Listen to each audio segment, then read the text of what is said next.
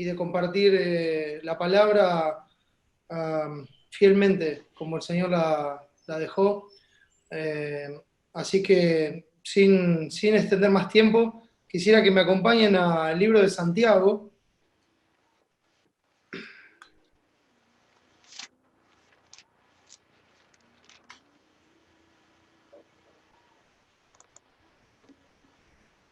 Muy bien, Santiago, el capítulo 4.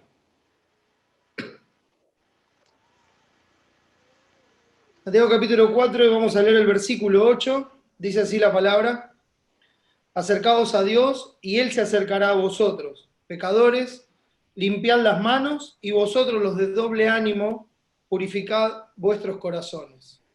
Con la ayuda del Señor, el tema que vamos a ver en este tiempo es acerca de la pureza del corazón, y es mi anhelo pedirle a Dios que nos ayude a ver las cosas como Él las ve, y así poder serle fieles en todos nuestros caminos, en todo lo que hacemos en nuestra vida, con un corazón que busque honrarle y darle la gloria en todo lo que hacemos. ¿Sí? Así que vamos a orar y pedirle a Dios que nos acompañe en este tiempo y que nos dé sabiduría. Oremos.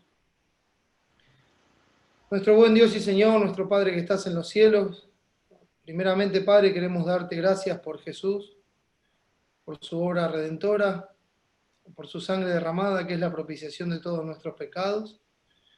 Gracias, Padre, por ese sacrificio perfecto que nos abrió el camino para llegar a ti y poder llamarte papá, venir con confianza, esperando, Señor, en tu justicia y en tus muchas misericordias. Mi Padre, te ruego que nos ayudes en este tiempo.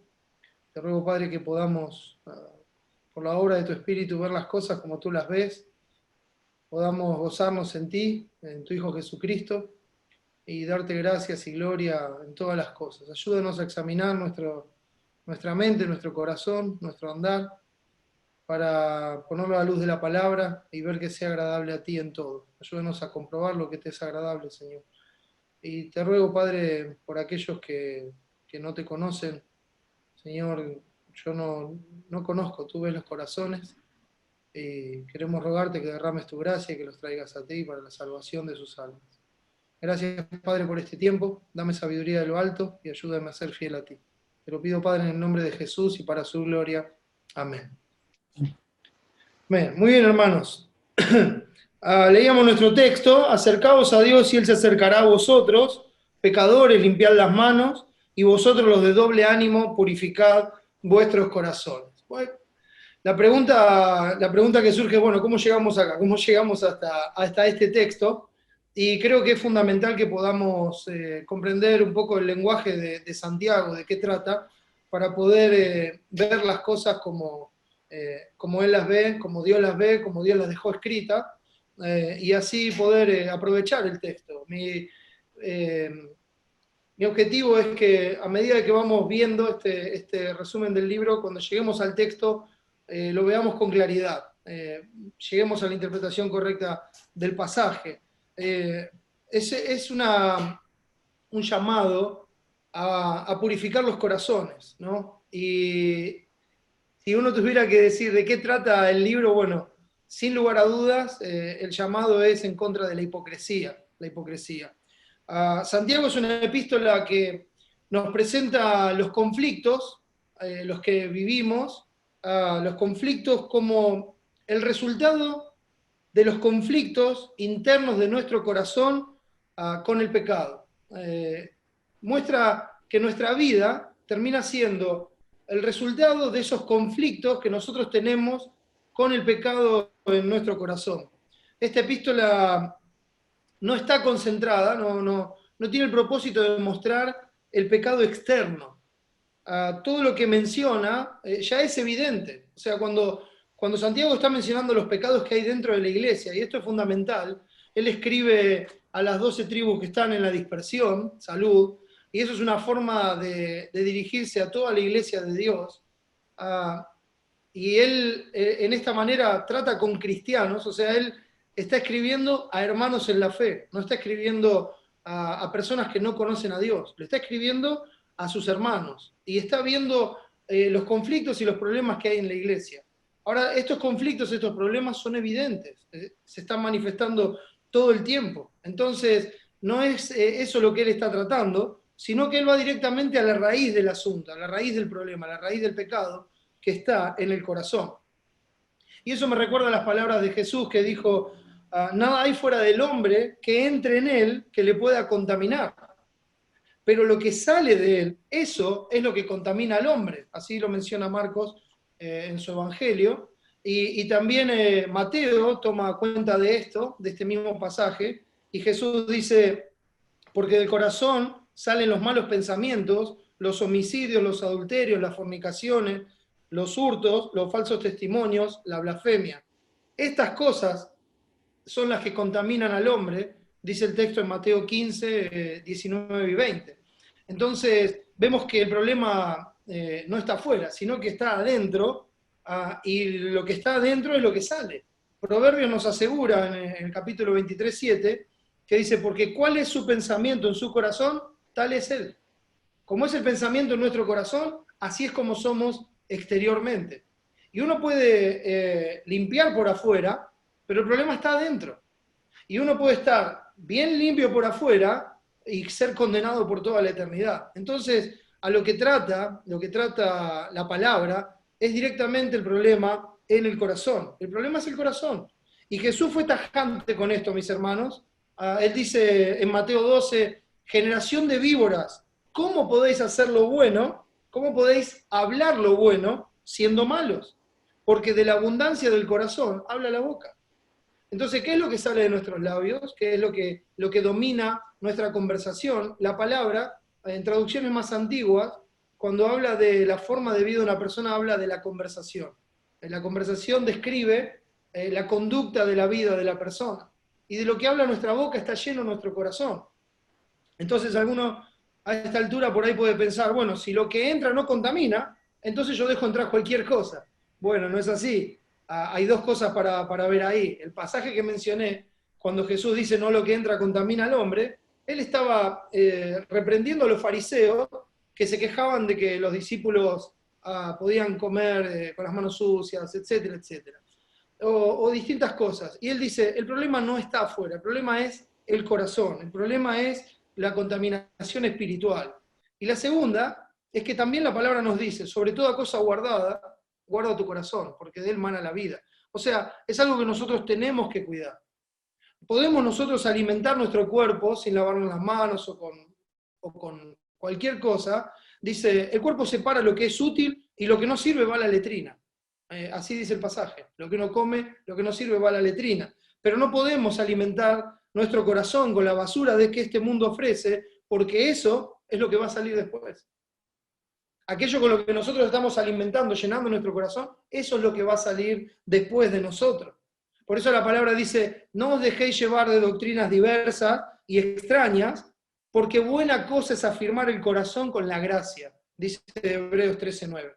Afirmar el corazón con la gracia, con el verdadero alimento espiritual, no con viandas que nunca aprovecharon a los que se han ocupado de ellas. Uno debe, como dice Pablo, como afirma Pablo en 1 Tesalonicenses, examinarlo todo, retener lo bueno. Uno tiene que alimentar y cuidar su corazón. No se dejen llevar por nadie que les diga que se puede ser cristiano sin santidad. Eso es algo que no está en la Escritura, eso es algo que no existe, es algo que la palabra no considera. Al contrario, la palabra dice, sin santidad nadie verá al Señor. Entonces, no hay tal cosa como un cristianismo sin santidad. No hay tal cosa como un cristianismo que no se parece a Cristo. No hay tal cosa como un cristianismo que no lucha con el pecado, que no mortifica el pecado. El cristianismo se trata de ser imitadores de Cristo. Y Cristo era santo en toda su manera de vivir. Entonces, sin santidad no hay cristianismo. No se dejen llevar por el pensamiento de que una vida ambigua, una vida que pueda andar con un pie en el mundo, con un pie en la iglesia, con un pie en los caminos del Señor, con un pie en los caminos del mundo, que una vida de doble ánimo puede ser agradable al Señor. Porque si no terminamos como el fariseo cuando llegaba diciendo, te doy gracias Señor que no soy como este pecador, doy diezmo de todo lo que gano, ayuno, oro, etcétera, etcétera. jactándose de lo que hacía, de sus obras, ¿verdad? De su religión, pero sin poder ser justificado. En cambio el otro llegaba inclinado, quebrantado, golpeándose el pecho y diciendo, Dios se propicio a mí, pecador. Llegaba totalmente quebrantado delante del Señor. Entonces no hay que dejarse llevar por ese pensamiento de que, bueno, sí, mirá, yo sé que hago cosas malas, pero mirá cuántas cosas buenas que hago. Mirá lo que estoy haciendo. No se dejen llevar por eso, porque eso no está en las Escrituras. No es algo que alimente y que mantenga fuerte y sano tu corazón. No se dejen llevar por lo que les propongan ser cristianos y aún seguir en amistad con el mundo. Mirá, a mí no me molesta que vayas a la iglesia, pero ¿qué tiene de malo esto? Vamos, vení, vamos a hacer esto, aquello. Después el domingo vas a la iglesia. No, hermano. O se es cristiano o no se es cristiano. No hay tal cosa como un cristiano de domingo, de jueves, de reuniones, de ministerios, y después una vida separada. No, porque eso es la hipocresía externa, la hipocresía religiosa, que no tiene que ver con una pureza de corazón. La pureza de corazón tiene que ver con mantener el pensamiento centrado en darle la gloria a Dios, en agradar a Dios, en caminar temiendo a Dios y haciendo su voluntad. Hermanos, esa vida ambigua no es cristianismo. Llamando las cosas como son y como Dios las llama, eso es hipocresía, mis hermanos. Es ponerse una máscara sobre lo que realmente somos. Es una máscara que nos ponemos en determinadas situaciones, en determinados momentos, y después la sacamos para seguir con nuestra vida. Y no existe tal cosa como una máscara cristiana. Este es el tema que trata Santiago y lo trata con la verdad del Evangelio. Las cosas deben ser medidas a la luz del Evangelio. Porque dice Tito 2, 11 y 12, porque la gracia se manifestó para salvación a todos los hombres, enseñándonos que, renunciando a la impiedad y a los deseos mundanos, vivamos en este siglo sobria, justa y piadosamente, aguardando la esperanza bienaventurada y la manifestación gloriosa de nuestro gran Dios y Salvador Jesucristo, quien se dio a sí mismo para redimir un pueblo propio, celoso de buenas obras. Ese es el pueblo por el cual Cristo se entregó, un pueblo que le pertenece porque lo compró con su sangre, un pueblo que es su característica, es el celo por las buenas obras, es el anhelo constante de las buenas obras que Él preparó de antemano para que anduviésemos en ellas, de esas obras que le dan la gloria. Por eso dice, la gracia se manifestó para salvación a todos los hombres. Gloria a Dios por Jesucristo. Gloria a Dios porque en la persona de Cristo, en su obra, en el Evangelio, se manifestó la gracia de Dios para salvación a todo aquel que cree. Al judío primeramente y también al griego, porque el Evangelio es el poder de Dios para salvación a todo el que cree. De tal manera amó Dios al mundo que ha dado a su Hijo unigénito para que todo aquel que en Él cree no se pierda, mas tenga vida eterna. Gracias a Dios. Pero eso no es lo único que dice el Evangelio. El Evangelio da esperanza, el Evangelio promete perdón al pecador, promete reconciliación, promete justificación, es cierto. Pero el Evangelio también nos enseña que nuestra vida es digna de condenación. Por eso dice, enseñándonos que renunciando a la impiedad, esa palabra es muy interesante, renunciando, significa que uno toma voluntariamente algo y lo pone aparte en su vida, renuncia. Y la gracia de Dios, esa manifestación en Cristo, su Evangelio, nos enseña que nosotros debemos renunciar ¿a qué? A la impiedad, o sea, al hecho de no vivir alineados con Dios. La piedad es vivir alineado con Dios, y la impiedad es no vivir según la voluntad de Dios. Así es como somos naturalmente, yéndonos por nuestro propio camino, por ese camino ancho y espacioso que conduce a la condenación. Pero la piedad es estar en el camino angosto, aquel que solamente está marcado por la voluntad de Dios. Entonces, esa gracia se manifiesta, nos enseña que renunciemos a la impiedad y a los deseos mundanos, lo que nosotros también conocemos como la concupiscencia, ese deseo por las cosas de este mundo, por encontrar la satisfacción en este mundo, por encontrar la satisfacción en lo que este mundo ofrece.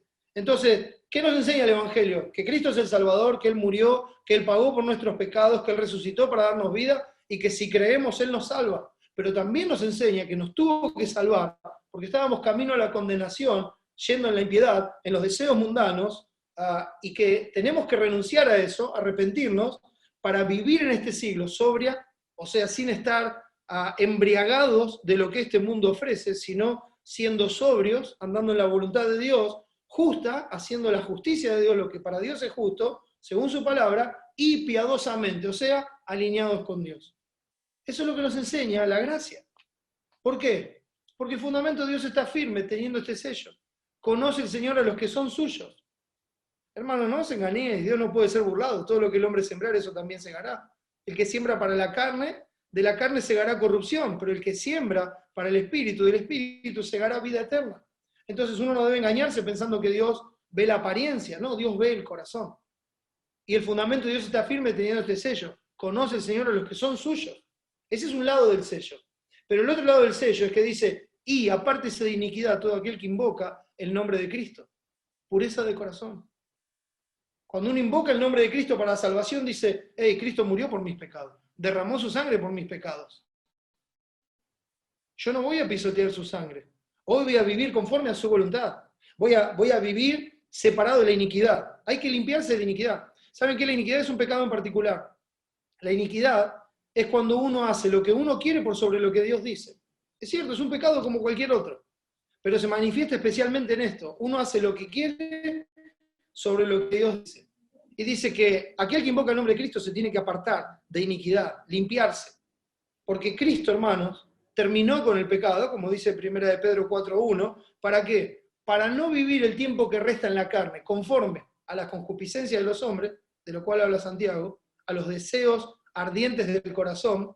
Y por favor, hermanos, cuando pensamos en la concupiscencia, en el deseo ardiente, no está hablando de un tema sexual, está hablando de un deseo por cualquier cosa de este mundo que nosotros no lo podemos calmar hasta que lo satisfacemos. Por eso es un deseo ardiente, porque quema en nosotros y hasta que no haya su satisfacción en lo que está buscando, no se sacia. Y después empieza a quemar de nuevo. Eso es la concupiscencia. Entonces, dice, ¿para qué terminó Cristo con el pecado? ¿Para qué vino Cristo a terminar con el reinado del pecado en nuestras vidas? ¿Para qué? Para que ya no vivamos conforme a esos deseos de nuestro corazón, sino conforme a la voluntad de Dios. Vino para eso, terminó con el dominio del pecado en nosotros, para que ahora nosotros, como dice Romanos 6, presentemos nuestros miembros para servir a la justicia, para agradar a Dios, para darle la gloria, la razón por la cual fuimos creados. Y de esto se trata Santiago, mis hermanos, de resolver todo lo que pasa en nuestra vida conforme a la voluntad de Dios, siendo hacedores de la palabra y no tan solamente oidores. Es por eso que Santiago comienza esta epístola hablando de la prueba y la tentación. Y ahí tenemos siempre un gran conflicto, porque hemos tomado la idea de que la prueba y la tentación son dos cosas diferentes. Y que la tentación viene de Satanás y la prueba viene de Dios. Bueno, ¿saben qué? Santiago habla de Job, y uno ha visto el Job, ¿no? El final de Job, misericordioso y compasivo, dice el capítulo 5, la obra de Dios. ¿Quién fue el que trajo toda la vida de Job? Y uno va a decir, Satanás. ¿Recuerdan la conversación? Dios dice, ¿has considerado a mi siervo Job? Varón justo, recto y temeroso de Dios y apartado del mal. Y Satanás dice, bueno, pero porque vos le diste, bueno, sacale lo que tiene. ¿Viste que le sacaste lo que tiene y aún retiene su integridad? Bueno, pero la vida por piel, todo lo que el hombre tiene dará por su vida. Bueno, enfermalo, pero no le toques la vida. Y lo hizo. ¿Cuál era el fin del Señor? Misericordioso y compasivo. Dios estaba formando a Cristo en la vida de Job, y Satanás era un medio. Ahora, lo interesante es que en el capítulo 1, cuando dice, hermanos míos, tened por sumo gozo cuando os halléis en diversas pruebas, y eso habla de la muy colorida variedad de pruebas que pueden venir en nuestra vida. Y después cuando dice, bienaventurado el varón que soporta la tentación, la palabra en castellano son diferentes, prueba y tentación. Pero en griego, las dos veces es la misma palabra, peirasmos. Y difiere de la otra palabra, cuando en el capítulo 1, por ejemplo, dice, sabiendo que la prueba de vuestra fe produce paciencia. Ahí la palabra prueba es doquimio, que significa comprobar. Entonces dice, cuando la fe es comprobada, verdadera, produce en nuestra vida paciencia. La paciencia es el griego jupomone, que significa una constancia de ánimo aún en las situaciones más adversas. Cuando uno está bajo presión, tiene un ánimo constante. No hay doble ánimo, hay un ánimo, agradar a Dios. Viene la presión, las circunstancias adversas, difíciles, viene la prueba de la fe. ¿Cuál es la prueba de la fe? Todo el tiempo nuestra fe está siendo probada. ¿Cómo? La pregunta es esta. ¿Vas a hacer lo que Dios dice o vas a hacer lo que vos querés hacer? ¿Vas a hacer lo que Dios dice o vas a hacer lo que el mundo hace? ¿Vas a hacer lo que Dios dice o vas a hacer lo que a vos te gusta? Esa es la pregunta. Esas son las preguntas que vienen. Esa es la prueba de la fe. Es cuando uno, en vez de vivir por vista, por los sentidos, por lo que a uno lo satisface, vive por fe, vive para agradar a Dios. Vive no por lo terrenal, sino por lo eternal. Entonces, cuando la fe es probada y sale victoriosa, y la fe hace lo que a Dios le agrada, entonces esa fe es comprobada verdadera y produce en la persona paciencia, esa constancia de ánimo en esas pruebas de la fe, en esas batallas que vienen constantemente. Entonces la prueba y la tentación es lo mismo y nos lleva a la paciencia. Y la otra palabra prueba, en el versículo 13, cuando habla de que el varón que resiste la tentación, dice, bienaventurado el varón que soporta la tentación, porque cuando haya resistido la prueba, ahí también es doquimio, que significa cuando haya soportado y se haya comprobado que su fe es verdadera, entonces recibirá la corona de vida, y lo vamos a ver en unos minutos.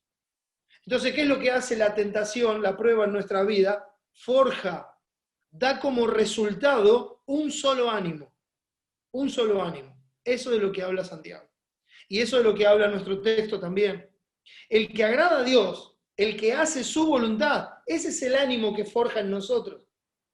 Ese es el sumo gozo. ¿Por qué uno debería estar en el sumo gozo cuando está luchando todo el día? La vida del cristiano es una vida de batalla, continua, diaria.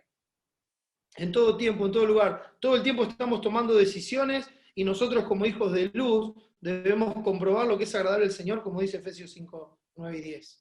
Somos hijos de luz. Entonces mi tarea, mi responsabilidad ante Dios es comprobar lo que le agrada y ponerlo por obra. Esa es mi tarea. A eso me tengo que abocar.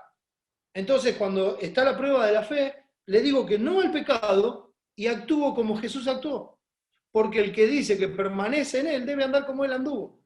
El que dice que es un cristiano debe andar como Cristo anduvo. ¿Cómo anduvo Cristo? Con una pureza de corazón, con una sola mente, hacer siempre la voluntad del Padre. Cristo dice en Juan 8, ¿por qué el Padre está conmigo? Porque yo hago siempre lo que le agrada. Juan 8, 28 y 29. Yo hago siempre lo que le agrada. Por eso el Padre no me ha dejado solo, por eso el Padre está conmigo. Mi comida es que haga la voluntad del que me envió y que acabe su obra. Un solo corazón, una sola mente. No hay doble ánimo, hay una sola mente. Nosotros sufrimos el doble ánimo porque tenemos esa lucha entre la naturaleza divina que recibimos por gracia y este hombre viejo, viciado, corrompido, conforme a los deseos engañosos. Entonces ahí tenemos la lucha. Nuestra carne quiere hacer una cosa, pero la palabra nos enseña a hacer otra. Cuando nosotros somos probados es porque Dios ya nos enseñó qué es lo que le agrada. Entonces, ¿cuál es la salida de la tentación? La salida de la tentación es hacer lo que Dios dice.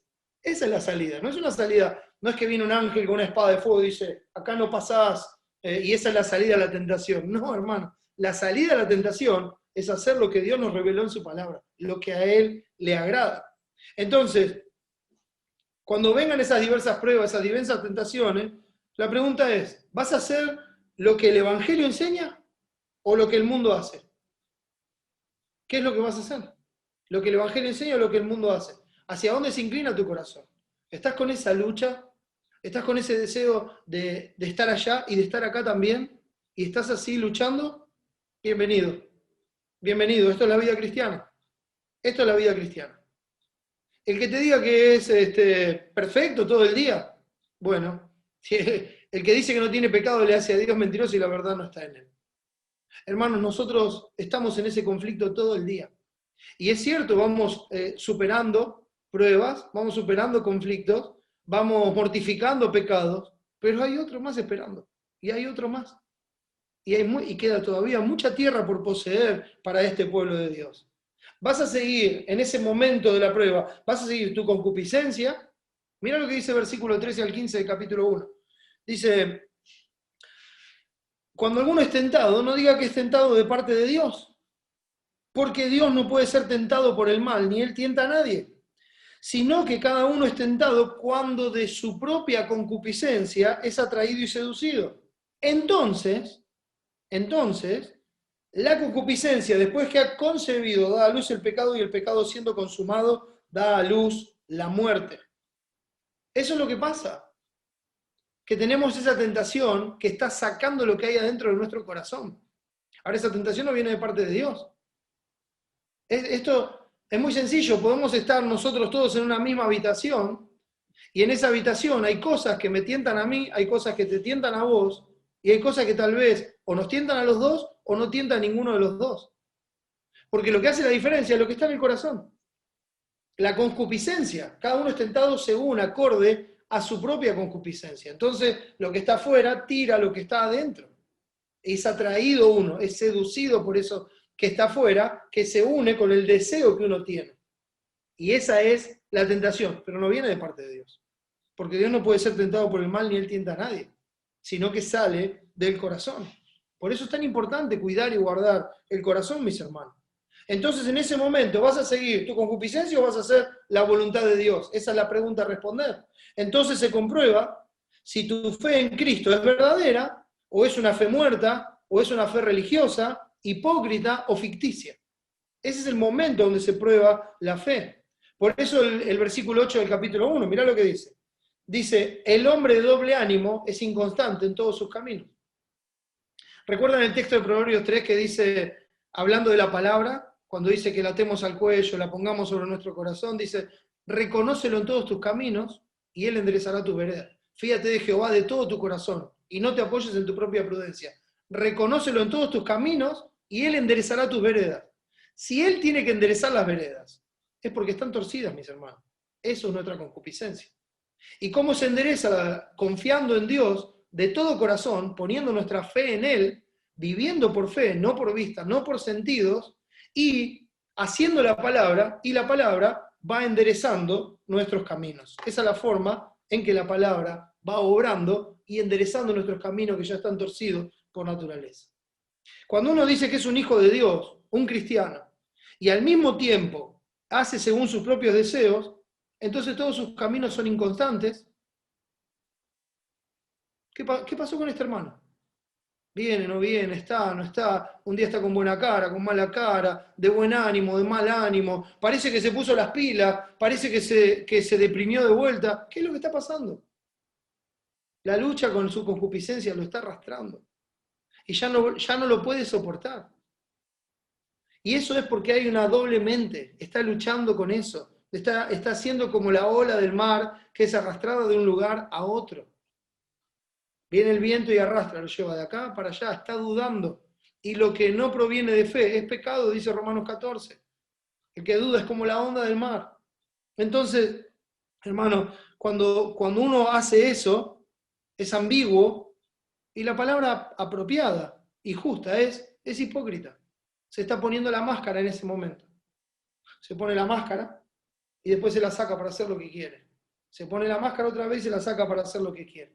Por eso el versículo 16 dice, no erréis, hermanos míos, no erréis, amados hermanos míos, no erréis, no erréis.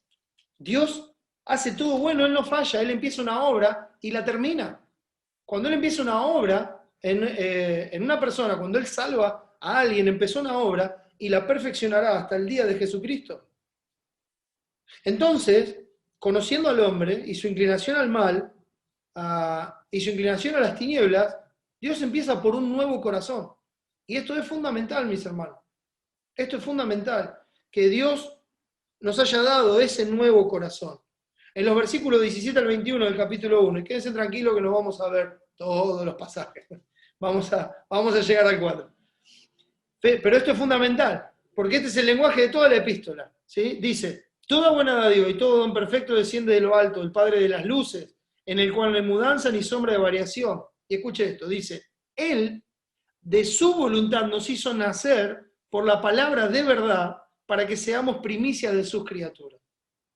Entonces, fíjense en que Él hace todo bien, Él da todo lo bueno desciende de lo alto, es imposible que venga de abajo, y dice, Él de su voluntad nos hizo nacer por la palabra de verdad. A través de su palabra, Él nos hizo nacer, nos dio vida. A través de su evangelio, Él nos dio vida, pero es algo que Él empezó. Entonces Él de su voluntad nos hizo nacer para que seamos primicias de sus criaturas. O sea, cuando venga el día de la siega, nosotros somos la primera parte de la cosecha. Somos lo que Él toma para sí. Y luego termina la siega y todo lo que nos sirve es echado en el fuego eterno.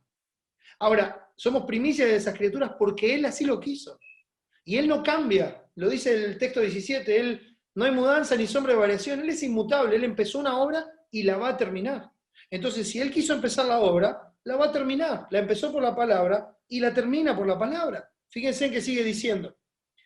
Por esto, mis amados hermanos, todo hombre sea pronto para oír, tardo para hablar, tardo para irarse, porque la ira del hombre no obra la justicia de Dios, describe pecados y dice lo que hay que hacer.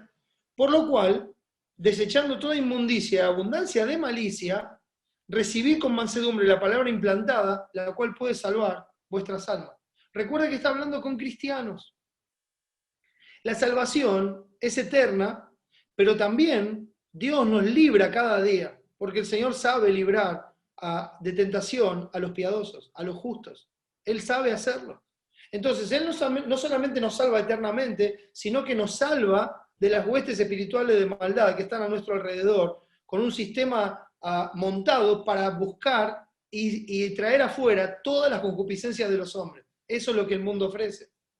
Entonces, Él sabe cuál es nuestra inclinación, Él decide darnos vida por el Evangelio, Él con su benignidad nos guía al arrepentimiento, como dice Romanos 2:4, Él nos salva con el Evangelio, con la obra de Cristo.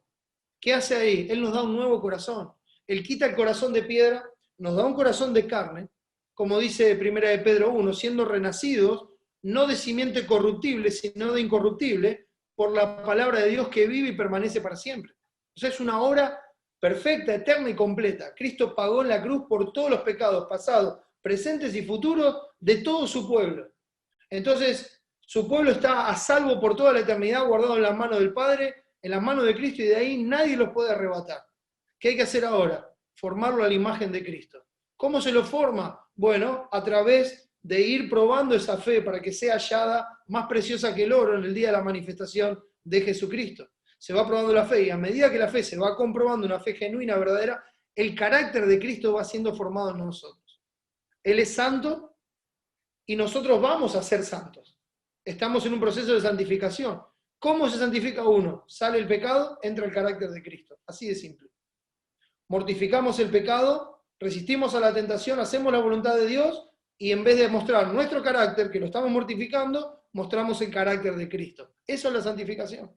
Eso es el único y verdadero crecimiento cristiano. No es intelectual, el conocimiento envanece, el amor edifica. El conocimiento nos da una cabeza así, pero si después no podemos amar y poner en práctica la palabra y la verdad, entonces no conocemos nada. Él es el que nos da la fe para creer, porque por gracia soy salvo por medio de la fe, y esto no de vosotros, pues es don de Dios. Él es el que hace la obra, Él nos da su espíritu, para que, como dice Gálatas 5, su espíritu se oponga a nuestra carne para que no hagamos lo que querramos. Él está en esa obra, Él es el que nos da el temor de Él para que no nos apartemos de Él, como prometió en el nuevo pacto. Él es el que nos da su amor para que podamos guardar sus mandamientos. Nosotros le amamos a Él porque Él nos amó primero. Él nos ama, derrama su amor en nosotros, y ahora por ese amor que Él derramó con su espíritu, como dice Romanos 5:5, nosotros podemos amarle a Él. Y entonces le amamos. ¿Y qué es el amor a Dios? Guardar sus mandamientos. Es una salvación perfecta y completa en Cristo. Una nueva criatura donde las cosas viejas pasaron y he aquí ahora todas son hechas nuevas. ¿Para qué? Para que ahora con todas las cosas nuevas le demos la gloria a Dios con nuestras vidas. Hermanos, estamos acá porque Dios es digno. Y estamos acá porque queremos conocerlo más y queremos saber cómo hacer para darle la gloria en cada momento de nuestras vidas, porque Él es digno. Dar la gloria, mis hermanos, no es algo místico que uno va y dice, le doy la gloria a Dios porque pude esto, aquello. Está bien hacer eso. Pero lo que significa dar la gloria a Dios es que nosotros manifestemos su carácter en nuestras vidas. Ser imitadores de Dios como hijos amados y andar en esta vida como Él anduvo cuando estuvo en medio de la tierra, agradando siempre al Padre. Por esta obra de Dios, hermanos, y basados y afirmados en ella, es que se nos muestra en la epístola de Santiago los distintos pecados, casi que los enumera, no los pone en una lista, pero los va mencionando.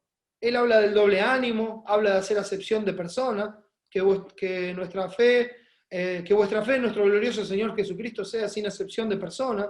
Habla de cometer adulterio, de matar, de romper un eslabón de la ley y hacerse culpable de todos.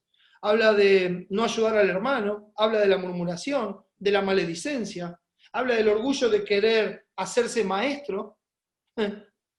Es una advertencia fuerte, ¿no? Porque al que más se le da, más se le pide. Tengan cuidado de no querer hacerse maestros, nada más que por una cuestión de orgullo. Habla de los celos, de la envidia, de la contención, o sea, esa ambición por lo del otro, por la posición del otro, por lo que el otro es. Habla de las peleas, habla de juzgar al otro, poniéndose en el lugar de Dios, que es el único juez. Habla de la opresión al pobre, habla del desprecio al pobre, habla de hacer planes como si Dios no existiera. Bueno, vamos a ir y vamos a traficar un año, y bueno, cuando en realidad deberíamos decir, esto haremos si el Señor lo permite. Toda jactancia semejante es mala, y el que sabe hacer lo bueno y no lo hace le es pecado. Entonces, habla de todo tipo de pecado, etcétera, etcétera, etcétera, todo tipo de pecado. Ahora, estos pecados se los presentan como el resultado de una fe muerta. Eso es lo que muestra la epístola. Por eso la epístola va pasando distintos estadios en los distintos capítulos, ¿no? Habla de la doble mente en el capítulo 1, en el capítulo 2 nos habla de la fe muerta, que no tiene obras. En el capítulo 3 nos habla de la lengua, otra vez de ese doble ánimo, de esa fuente que echa agua dulce y salada. En el capítulo 4 nos vuelve a hablar del doble ánimo y de la amistad con el mundo. Y en el capítulo 5 nos habla de la riqueza podrida donde uno está poniendo las esperanzas. Siempre estos pecados se los presentan como la fruta del árbol, no como la raíz. Y Santiago está tratando con la raíz en el corazón. Se lo presenta como el resultado de una fe muerta, una fe sin obra, una fe que dice pero que no hace, una fe que muestra el egoísmo y la búsqueda personal, y por eso termina haciendo esto. Una fe como la de los demonios, que dice que creen en Dios, que tiemblan, pero los demonios no viven para hacer la voluntad de Dios. Eso es una fe muerta, es una fe que no está acompañada por las obras. Hermanos, la hipocresía es el cadáver de la fe muerta. La hipocresía es el cadáver de la fe muerta. Ahora, hermanos, yo a la mayoría de ustedes ni siquiera los conozco, no los he visto de una vez en mi vida. Pero es Dios el que ve los corazones. Uno puede persuadir a los hombres de que somos tal o cual cosa, pero a Dios no lo puede engañar nadie. Y ese debería ser nuestro mayor pesar, nuestro mayor temor, y saber que Dios me ve en la intimidad, que Dios ve la intención de mi corazón, que su palabra discierne la intención de mi corazón, y que si no hay pureza en mi corazón, Dios lo está viendo. Y que si las intenciones que yo tengo al hacer las cosas son propias, son personales, Dios lo está viendo. Dios lo sabe. Entonces, la pregunta que hace es, ¿acaso alguna fuente hecha por una misma abertura, agua dulce y amarga, en el capítulo 3, versículo 11? La respuesta es no. La respuesta es no. Por eso Dios nos da un corazón nuevo, puro, para que ya no vivamos de esa manera, como viven los que no conocen a Dios. Y en el capítulo 4, fíjense el versículo 4, dice así: oh almas adúlteras, ¿no sabéis que la amistad del mundo es enemistad contra Dios? Cualquiera, pues, que quiera ser amigo del mundo, se constituye enemigo de Dios. Entonces, también Romanos nos enseña que éramos enemigos en nuestra mente de Dios, haciendo la voluntad de la carne, y es un pasaje paralelo. ¿Qué es lo que este mundo ofrece? Lo terrenal, lo pasajero, lo que satisface nuestros sentidos, lo que podemos ver, tocar, palpar. ¿Y qué es lo que Dios nos dice? No vivamos por los ojos, vivamos por fe, no por vista. No vivan con la certeza de lo que se espera y la convicción de lo que no se ve. Vivan con el corazón puesto en los tesoros eternales y no en las cosas terrenales. Vivan con el corazón puesto en las moradas eternas, con la mira puesta en las cosas de arriba, en las que le dan la gloria a Dios. No en lo terrenal. No quieran hacerse amigos del mundo, porque hacerse amigo del mundo, y voy un poquito más allá, ¿qué es ser amigo del mundo? Hacer las cosas como el mundo las hace. Si usted tiene un conflicto con un hermano y lo resuelve como el mundo lo resuelve, usted es amigo del mundo. Si usted tiene una conducta como la que el mundo tiene, es amigo del mundo. Entonces dice, ¿por qué hacen las cosas así? Piden y no tienen, y piden mal y no reciben. ¿Por qué? Porque piden para gastar en sus deleites. No están pidiendo conforme a la voluntad de Dios. No están buscando que Dios sea glorificado. No están buscando que su nombre sea exaltado. Están buscando lo suyo propio. Y es algo a lo que nosotros debemos renunciar, debemos hacer morir. ¿Has pasado de muerte a vida? ¿Has sido salvado por la gracia de Dios? Hoy eres una nueva criatura en Cristo. Entonces, si siendo enemigo fuiste reconciliado con Dios por la obra de Cristo en la cruz del Calvario, bueno, cuanto más, estando reconciliado con Dios, seremos salvos por Él. O sea, Él nos va a librar cada día, nos va a ayudar en esta batalla, nos va a guardar, nos va a salvar y nos va a seguir salvando hasta el día que se concrete eternamente nuestra salvación y recibamos nuestros cuerpos glorificados y estemos para siempre con el Señor. Entonces, si has sido salvado por la obra de Cristo en la cruz del Calvario, ¿por qué vuelves atrás? Un paso para adelante, dos para atrás. Hebreos 10 dice, si retrocediere no agradará a mi alma. El justo vivirá por fe. Si retrocediere no agradará a mi alma. Entonces, ¿por qué el doble ánimo? ¿Por qué el hecho de que, si yo sé lo que tengo que hacer, yo sé lo que a Dios le agrada, yo sé lo que Dios dice, pero deseo tanto esto, quiero hacer esto? ¿Por qué pasa el tiempo y no creces en santidad? Y no hablo de la apariencia externa, hablo de la santidad, de ser más como Cristo, de disfrutar más y más cada día de Dios. ¿Por qué sigues buscando tu satisfacción en el mundo, en lo que ofrece con toda su seducción, con este sistema gobernado por el Dios de este siglo que ofrece solamente la seducción de nuestra concupiscencia? Si tu corazón y tu mente han sido cambiados, la palabra dice en 2 Corintios 13, examinaos a vosotros mismos si estáis en la fe, probaos a vosotros mismos. O sea, ¿a qué nos llama la palabra? Un examen personal. Este no es un tiempo para estar escuchando esto y decir, sí, ahora me doy cuenta por qué tal hermano vive como vive, hace lo que hace, ahora me doy cuenta. No, es para mirar adentro. Es para mirar adentro de uno y examinarse. Examinaos a vosotros mismos si estáis en la fe. Si estáis viviendo por fe y buscando lo que a Dios le agrada. Examinaos a vosotros mismos si estáis en la fe. Probaos a vosotros mismos. O no os conocéis a vosotros mismos que Jesucristo está en vosotros, a menos que estéis reprobados. Y como dice Tito 1:16, reprobados en cuanto a toda buena obra. O sea, no podemos poner por obra las buenas obras que Él preparado de antemano si Jesús no está con nosotros. Hermanos, la hipocresía no es un estado en el que se vive. No, hermano. La hipocresía es un pecado que debe ser mortificado. No es un estado en el que vivimos. No es que, y bueno, ¿qué va a hacer? Ya el hermano es así, bueno, tiene ese carácter, tiene esa forma de ser. No, hermanos. Debemos exhortarnos, o sea, animarnos con la palabra unos a otros y decir, hey hermano, démosle la gloria a Dios. Yo sé que, déjame que te ayude, déjame que te acompañe, que ore por vos, que te lo recuerde, que el justo me reprenda será un bálsamo para mi vida. Así es como tenemos que vivir. No es un estado, es un pecado que debe ser mortificado, mis hermanos. Y como enseña 1 de Juan 1, versículo 9, si confesamos nuestros pecados, confesamos en griego homologome, que significa decir lo que Dios dice, o sea, llamar pecado lo que Dios llama pecado. Si nosotros confesamos nuestros pecados, no nuestras excusas, nuestros problemas, nuestra victimización, nuestra racionalización del pecado, diciendo, no, hice esto, pero yo sé que está mal, pero bueno, tengo una buena razón. No, hermano, no hay nunca una buena razón para pecar. Si confesamos nuestros pecados, Él es fiel y justo para perdonar nuestros pecados y limpiarnos de toda maldad. Gloria a Dios por nuestro Señor Jesucristo, porque su obra es suficiente para perdonarnos, para la salvación eterna y para perdonarnos cada día y limpiarnos cada día de toda nuestra maldad. ¿Cuál es entonces la respuesta para la pureza de corazón? Si uno vive todo el tiempo en este conflicto, si está así, ¿cuál es la respuesta? Bueno, Dios es la respuesta, su palabra es la respuesta, la paciencia es la respuesta, un ánimo constante es la respuesta, ser hacedores de la palabra y no solamente oidores, esa es la respuesta. Una fe viva, una fe que se comprueba verdadera en la tentación. Esa es la respuesta. Por eso dice el texto en el versículo 7 del capítulo 4, someteos pues a Dios, resistid al diablo y huirá de vosotros. Someteos pues a Dios, resistid al diablo y huirá de vosotros.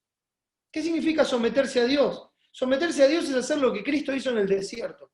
¿Recuerdan lo que Cristo hizo en el desierto cuando Satanás vino a tentarle? Escrito está, no solo de pan vivirá el hombre, sino de toda palabra que sale de la boca de Dios.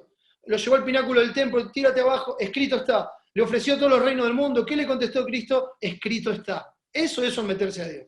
Someteos pues a Dios y digan, escrito está. Cuando viene la tentación, cuando viene el pecado, dígale, hoy no, porque escrito está. Esto es lo que le agrada a Dios, esto es lo que le da la gloria a mi Dios. Escrito está, es poner la fe por obra y obedecer a Dios, obedecer a la palabra antes que a nuestra concupiscencia, que a nuestros propios deseos. Entonces, escrito está. Así le respondemos a todo, hermano. Así le respondemos a todo el sistema mundano que el diablo monta a nuestro alrededor para hacer salir nuestro pecado de lo más profundo de nuestro corazón. Escrito está. Nos sometemos a Dios. Entonces, cuando uno se somete a Dios es poner la mira en las cosas de Dios y no en las de los hombres, como cuando Cristo lo reprendió a Pedro. Aléjate de mí, Satanás, porque no pones la mira en las cosas de Dios, sino en las de los hombres. Es ponernos en obediencia a la palabra. Y cuando nos ponemos en obediencia a la palabra, resistimos los embates del diablo y con fe apagamos todos los dardos de fuego del maligno. Por eso dice, someteos pues a Dios, resistid al diablo y huirá de vosotros. Solamente así, obedeciendo lo que Dios dice, haremos huir por un tiempo al diablo y como a Cristo, sus ángeles van a venir, nos van a servir y nos van a fortalecer. Porque es el cuidado de Dios para con sus hijos, en quienes se agrada, en quien tiene complacencia. Por eso, el versículo 8, y van a ver qué sencillo que es ahora, mis hermanos. Dice, acercaos a Dios, y Él se acercará a vosotros. Pecadores, limpiad las manos, y vosotros los de doble ánimo purificad vuestros corazones. Acercaos y Él se acercará a vosotros. Hermanos, gracias a Dios por Cristo, que nos abrió el camino al Padre y nos hizo cercanos a Él con su sangre. Él nos hizo cercanos. ¿Por qué? Hermanos, porque no tenemos un sumo sacerdote que no pueda compadecerse de nuestras debilidades, que son evidentes, que son diarias, que son en todo tiempo, en todo lugar, en toda situación. Se ven nuestras debilidades. Y no tenemos un sumo sacerdote que no pueda compadecerse de nuestras debilidades, sino que tenemos un sumo sacerdote, uno que fue tentado en todo según nuestra semejanza, como nosotros. Cristo fue tentado en todo como nosotros, pero sin pecado. Por eso dice el texto siguiente, muy conocido, acerquémonos, pues, al trono de la gracia, acerquémonos, pues, confiadamente al trono de la gracia, para alcanzar misericordia, hallar gracia, para el oportuno socorro, para el oportuno auxilio, para esa salvación de la que veníamos hablando.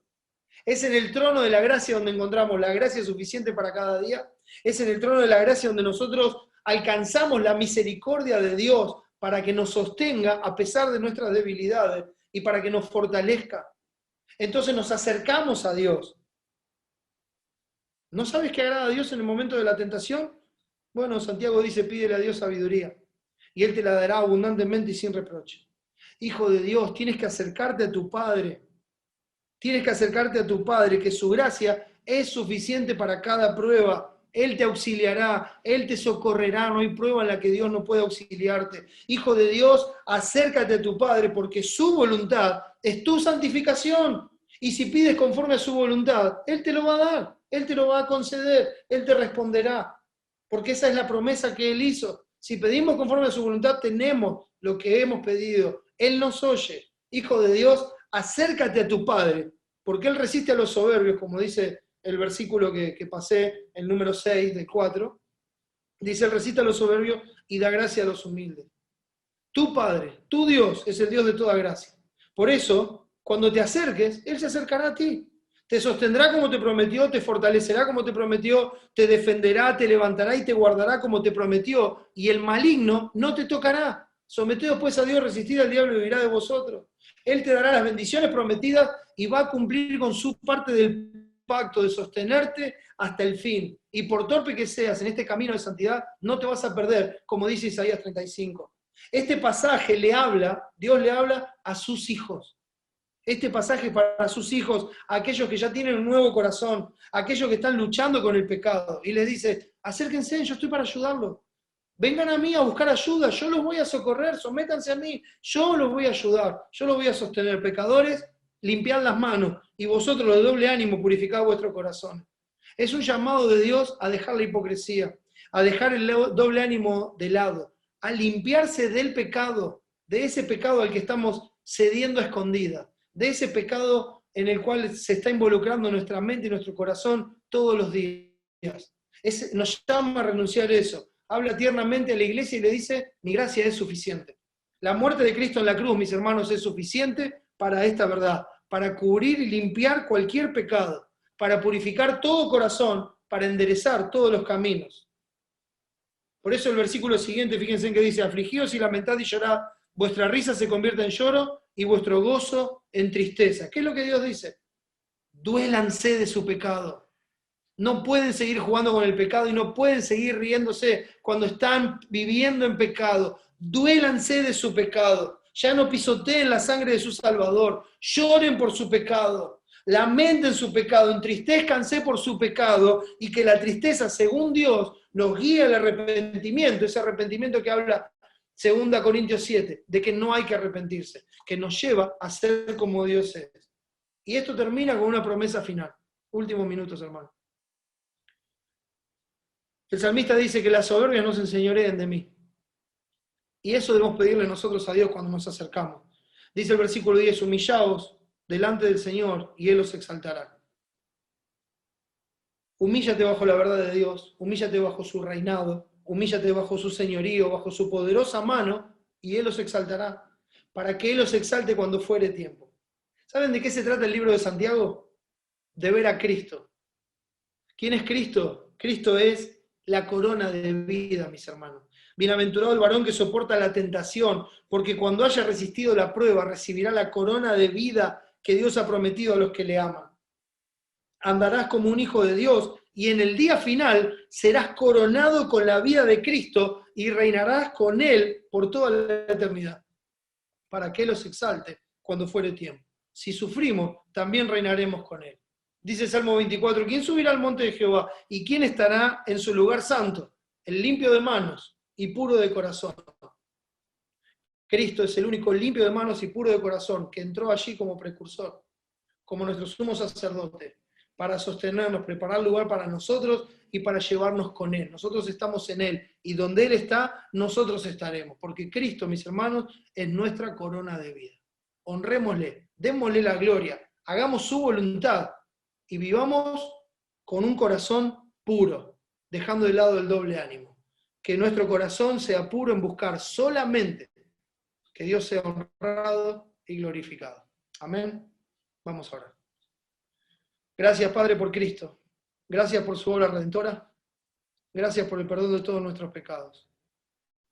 Te ruego, mi Señor, por tu iglesia, por tu pueblo, por cada uno de los que están hoy aquí presentes, para que esa sangre derramada, Señor, no sea algo solamente en palabras, sino real en nuestra vida, que nos cubra y que nos ayude a andar como es digno de ti, como es digno del Evangelio, honrándote en todo, viviendo según la verdad y dándote la gloria.